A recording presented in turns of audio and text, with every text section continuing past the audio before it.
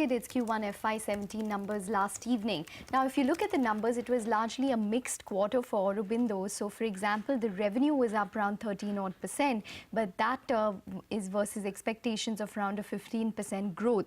If you look at the bulk, which is the formulation business, which is around 80% of gross sales, that was up around 16% this quarter. So, not a bad performance there.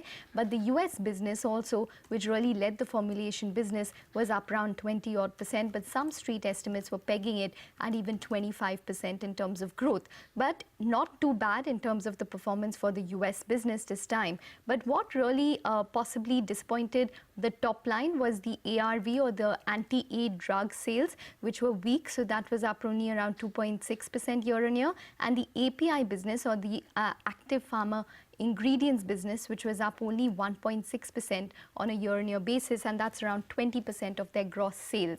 Margins, however, was a complete upside or above estimate, so expanded 200 basis points to 24%, and we had the profit which grew over 20% this quarter to around 580 crores, and that is versus estimates of around 560 odd crores that we were working with. So really it was an operational beat which percolated down to the bottom line, and that's really possibly what will aid the stock in today's trading session. But remember, there's a conference call at 8:30 a.m. so we'll be watching out for what they have to say ahead of markets opening.